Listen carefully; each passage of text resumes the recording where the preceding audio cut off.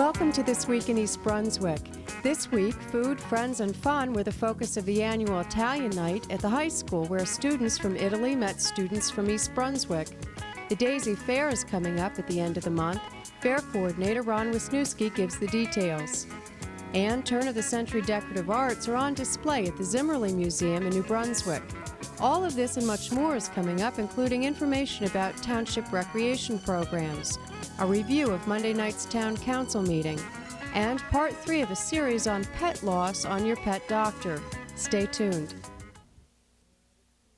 Plant a tree for your tomorrow. It's your tree that clears the air. This is John Denver speaking for Tree City, USA. City trees add the soft touch of nature to our busy lives. We need to plant more trees and make a commitment to their care. Support Tree City, USA where you live. For more information, write your state forester or the National Arbor Day Foundation. Hi, I'm Amy Fisher, and tonight I'm in the East Brunswick High School cafeteria with Kathy Takis, who is the Italian teacher and the Italian Club advisor, and has arranged a wonderful exchange program with students from Italy. Kathy, could you tell us how many students have been here? We have 16 students from Udine, Italy, Amy. 8 are from the Istituto Tecnico and 8 from the Liceo Scientifico. They've been accompanied by their teachers, Mrs. Franca Ferrari from the Istituto and Mrs. Maria Grazia Gerardi. And we're very happy to have them. Now, I know you've had two of the two teachers staying at your house for the 2 weeks they've been here, and the students have been living in homes with our students. Correct, that's correct. And we're having a lot of fun with them. And you've gone all around the country, I know, and we'll hear more about that. But first I wanted to ask you, what's happening tonight?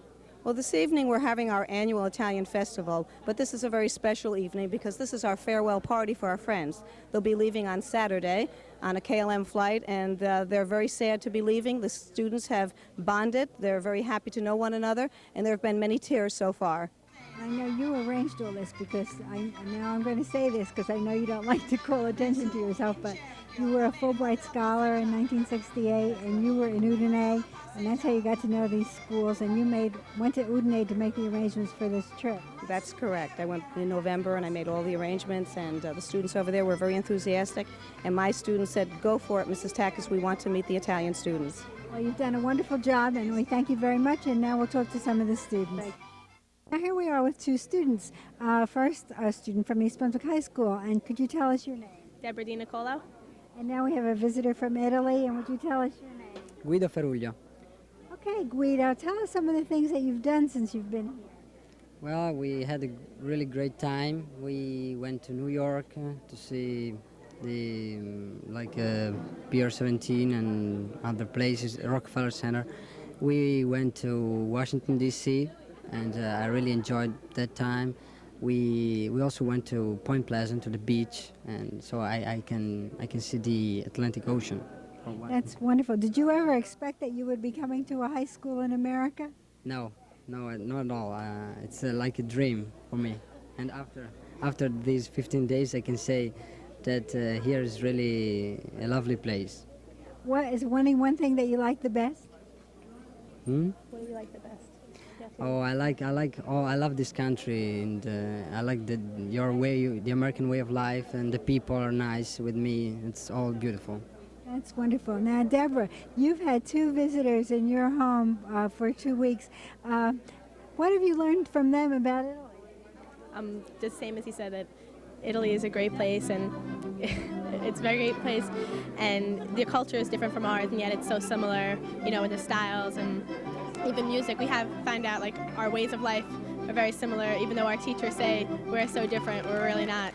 Just schooling is a lot different. Do you have plans to go to Italy someday? Well, I was there last year with Mrs. Takis on a trip, and hopefully I'll go back soon and see our friends. What were some of the best things that you liked about Italy when you were there? I loved everything, just how excited they were about coming to America and seeing everything here. Miss Takis, we toured around Italy, and I loved everything, and I didn't want to leave, just like they don't want to leave here. Okay, well, thank you very much, and we're glad that you came.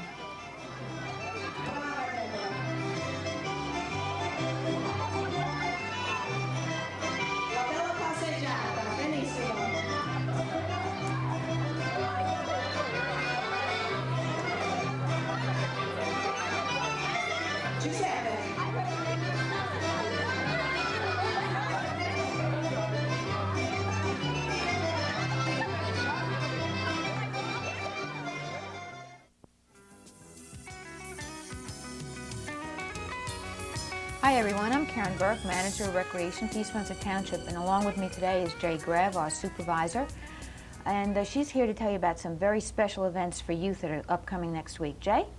Hi everyone. If you're a high school student in East Brunswick and you're a volleyball player, we're going to give you the opportunity to walk off with a great shirt like the one I'm wearing today. Lots of other prizes too. At Saturday, May 8th, at the high school, we're having our 8th annual volleyball marathon. Wonderful event, don't miss it. And Jay, what about next Tuesday? Give us an update there. Next Tuesday is a great opportunity for everyone in 6th through 12th grade because that gives you an opportunity to come and tell us what you like about East Brunswick and what you think that we could do to better serve you. This isn't a chance for your parents to tell us, it's a chance for you to tell us directly. So I wouldn't miss that. That's Tuesday, May 11th at the Senior Citizen Center in the Municipal Complex next to the library at 3:30 p.m. Be there. It's important for you. Now, Jay, that runs from 3:30 to 5, and in addition, folks, we will have refreshments and some snacks, so come on over right from school and make sure you don't miss this opportunity to let us know what you want for your programs. And finally, I'd just like to say to everyone that this is Human Potential Week, and that's where we focus on those people that have disabilities, and be mindful of the ways that we can help those of us that are not as lucky and as fortunate as we are to be able-bodied. Don't park too close to that handicapped stall so that a lift can get down, or open a door, or just be kind and thoughtful to those of us that are disabled. You take care. We'll see you next week. We hope to have another update on what's going in East Brunswick Recreation, and we'll keep you posted. Memorial Day set in tradition, popularly known as Decoration Day. We offer flowers to the graves of our dead soldiers. We highlight their victories with speeches and parades. The story began in the South 2 years after the Civil War. A group of women in Columbus, Mississippi decorated the graves of the soldiers of both North and South as a warm-hearted gesture in those heart-sore days. The custom spread and made official in May of 1869. John A. Logan, Commander-in-Chief of the Grand Army of the Republic, issued an order naming May 30th as the day for strewing flowers or otherwise decorating the graves of the comrades who died in defense of our country, while the survivors of the war who remained were to honor the memory of the departed. No survivors remain, but memories grew longer, as do parades with floats, civic organizations, and lines of young vets from past wars. Join us in celebrating Memorial Day. God bless America. At Monday night's Township Council meeting, Mayor Ira Oskowski proclaimed the week of May 8th as Human Potential Week in East Brunswick. Whereas the Township Administration and the Township Council of the Township of East Brunswick wish to designate May 8th through May 15th, 1993 as Human Potential Week in the Township of East Brunswick. And whereas Human Potential Week seeks to ensure that greater awareness of the needs and concerns of people with disabilities is promoted. And whereas Human Potential Week will provide a forum for understanding the needs and concerns of people with disabilities. And whereas Human Potential Week seeks to increase the general public sensitivity to the needs of people with disabilities. And whereas Human Potential Week is designed to facilitate a oneness of community. Now therefore be proclaimed that I, Ira Oskowski, Mayor of the Township of East Brunswick, do hereby proclaim May 8th through May 15th, 1993 as Human Potential Week in the Township of East Brunswick. Thank you. You'll see very interesting new parking awareness that have been approved by Middlesex County Human Potential Action Committee, and all the municipalities in our county will be displaying these various posters and flyers to encourage people not to park in handicap parking and to be aware that they are for people with disabilities. And the other thing is that most people don't know that the only place that it's acceptable to say handicap is in handicap parking. It's usually people with disabilities. The purpose of Middlesex County Human Potential Action Committee is to assist local governments to enhance and promote the full inclusion of persons with disabilities to benefit from all services of municipal government. throughout Middlesex County. And I must say that Middlesex County in the state of New Jersey is the leader, and we're very happy and proud to be part of that. And we're doing that by raising public awareness, providing forums for networking, and developing educational and training sessions throughout the county. Most of those are free of charge. And the other purpose of this committee is to ensure that we have barrier-free access for all persons with disabilities in all facilities. And I think the key in the proclamation is that there will be a oneness in community. And I live for the day that one day we will stand here and not say, this is for the able-bodied and this is for the disabled, but more, this is for everybody.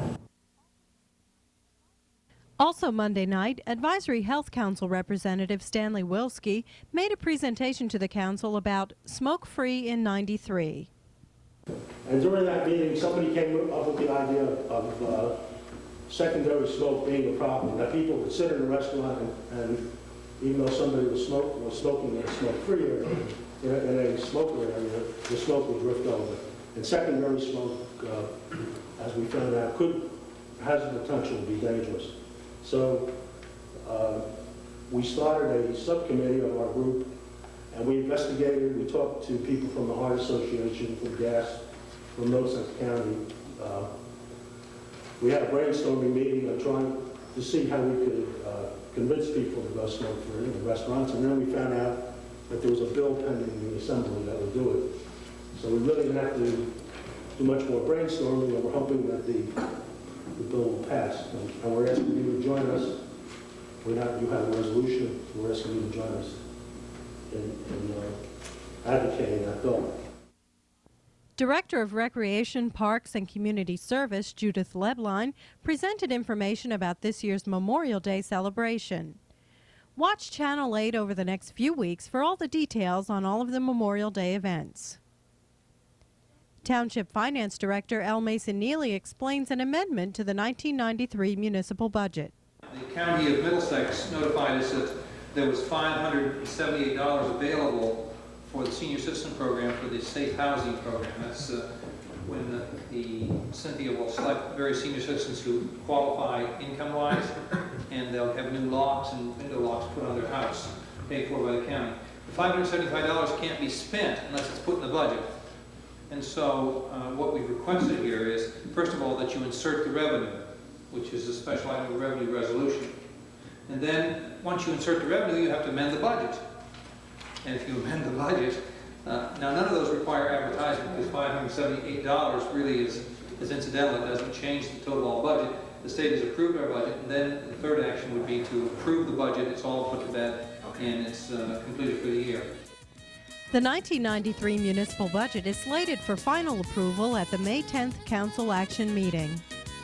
Hi, I'm Ronnie Wisniewski, Chairman of the 6th Annual Daisy Spring Fair to be held at the Middlesex County Fairgrounds in East Brunswick, New Jersey. We'd love to have you all come out and see our beautiful family fair.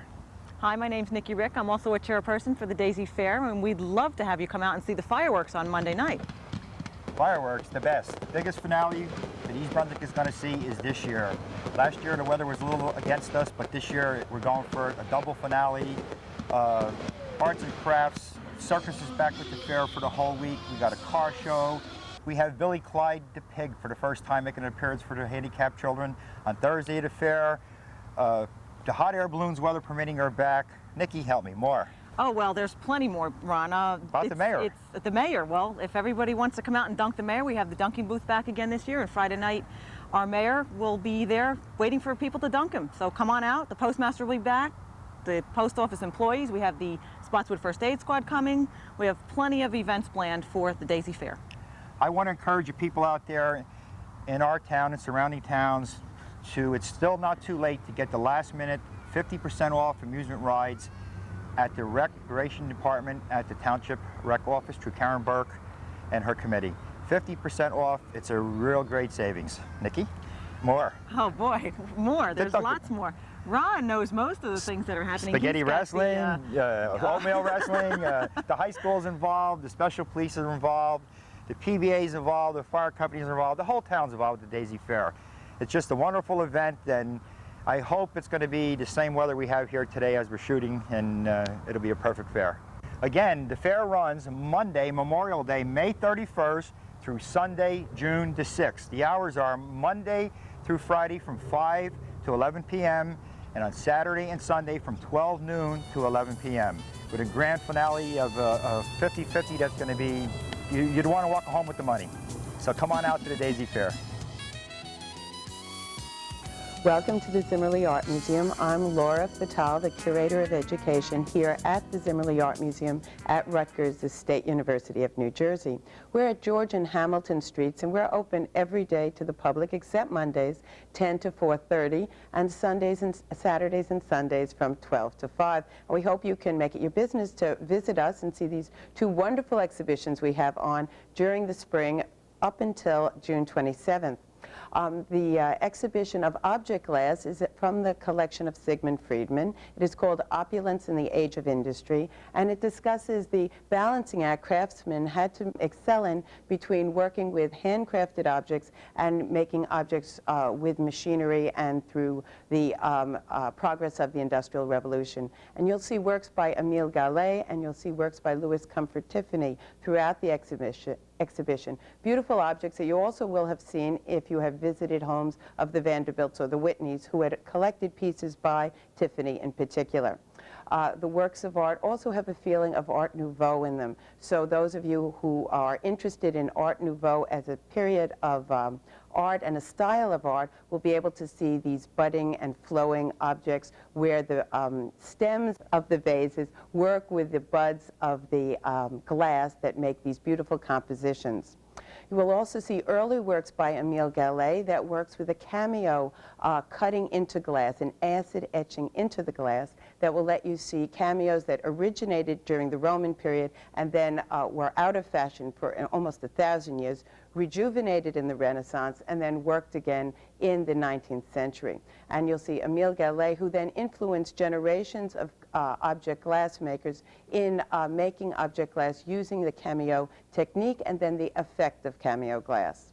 You also see artists who work with the vitrification process of the glazes on ceramic ware. So we have terracotta pieces, works done in clay, that then use glazes that are just as iridescent and beautiful as the glass that surrounds you in the gallery. On June 4th, we have a children's program called Faux Object Glass, and children from many different school districts here in New Brunswick will, in central New Jersey, will then make object glass themselves using actual pieces of glass, ready-made jars, and then attach decorative additions to them, very much in reflecting the work that they see on exhibition here at the museum. It's a project that's already filled with participating schools, but I just wanted the public to know that these sort of projects exist at the Zimmerli, and we welcome people to call us and ask what sort of educational program exists with the different special exhibitions we have here. The Mikado's Empire documents Japanese life of the last century. The dates are 1868 to 1912. In the Mikado's Empire, early photographs of Japan, you will see the exhibition is broken up into certain categories and certain types of ways of looking at the Japanese people. Women is a special topic up in the early photographs of Japan, as well as laborers, as well as just general genre scenes of domestic labor, both men and women, types of people, old, young, and children, and then, of course, the influence of Japanese prints that had been going on as early as the 17th century, and their continued influence on Japanese photographs up into the 19th and early 20th centuries.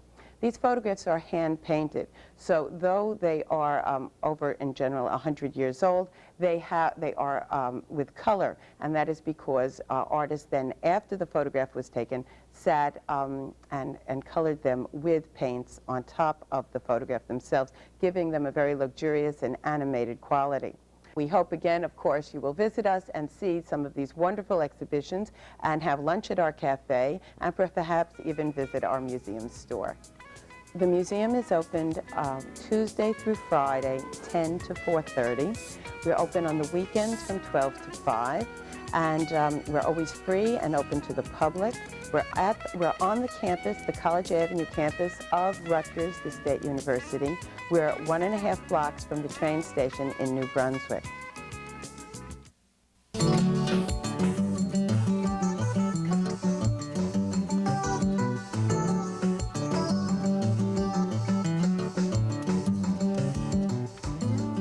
Hi, welcome back once again to Your Pet Doctor. I'm Bally Vasta, your host, and my co-host is... I'm Dr. Brian Johnson from the Cranberry Veterinary Hospital in East Brunswick. Yes, and last week we talked about when we have to allow our dog to go to sleep. Today, I really thought what we might discuss is the mourning period when you do lose a pet. I have often heard people say to me when I've lost an animal, it's only, and that absolutely tears me up into a wall because I can't function for a few days or a week or so after I have lost a pet. In fact, after we lost Kizzy Dog, I had a friend came over that afternoon and we sat shiver and told Kizzy stories. There are two types of people. See, I never try to explain something when I lose one of my pets to anyone because half the people don't understand and you're never going to convince them that the animal meant anything to you. And the other half already understand and you don't have to say anything. That's true. So I never bother to get into it. But as far as only a dog, I think more of my animals than I do of some people that I know. My dog, Heather, she's been on the television already. Right. She's my best friend. I had to go to work in Tom's River yesterday. She drove down with me. We have a relationship there as strong as with other family members.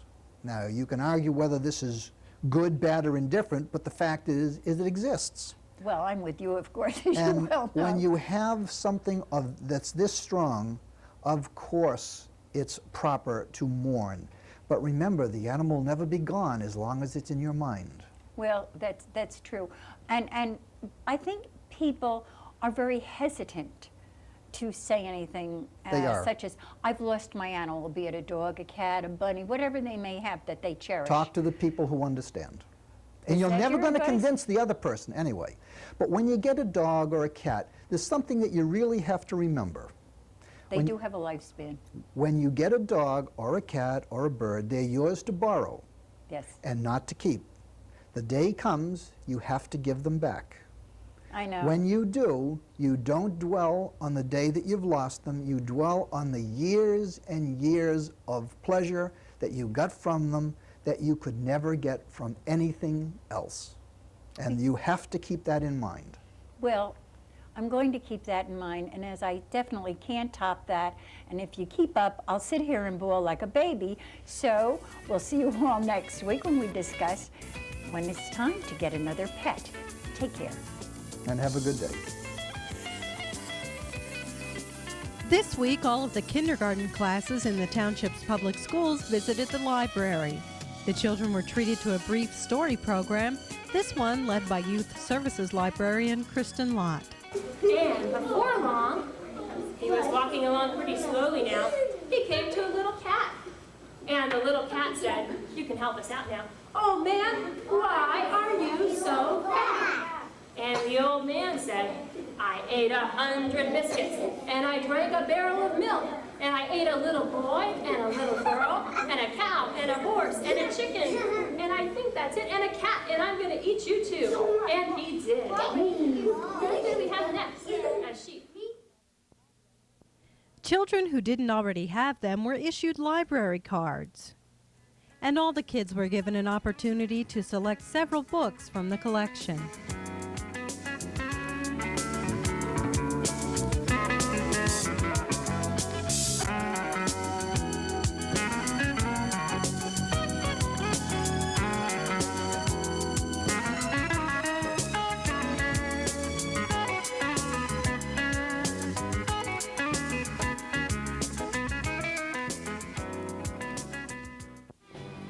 The staff of Channel 8 would like to say thank you and farewell to John Megliero, who will be leaving as host of Sports Talk, for his many hundreds of hours of time, effort, dedication, and enthusiasm in bringing local, regional, and national sports issues and figures to East Brunswick residents for the past 11 years.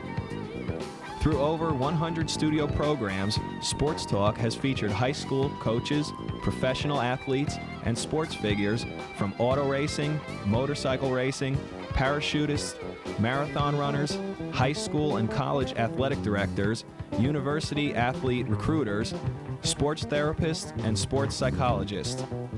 In 1984, John began the cable casting of East Brunswick High School varsity sports, starting with football, and eventually adding boys and girls soccer, gymnastics, wrestling, and basketball. To date, Channel 8 has shown over 175 East Brunswick High School sports events in their entirety, amounting to over 400 hours of programming. So many games that the accumulated tapes, standing side by side, now take up over 32 feet of shelf space. Our high school sports coverage remains one of the most highly rated and popular programs produced by Channel 8. John will still be hosting our football and basketball coverage during the fall and winter seasons, along with longtime co-commentators Jimmy Allender and Phil Hill. And Channel 8 is pleased to announce that beginning this month, Phil will be the new host of Sports Talk. Phil has been part of our sports commentary team since 1985 and will be bringing his strong background and long experience in and around sports to the host's chair on Sports Talk. So, as we say goodbye to John, we say hello to Phil and wish him many years of success as our newest program host.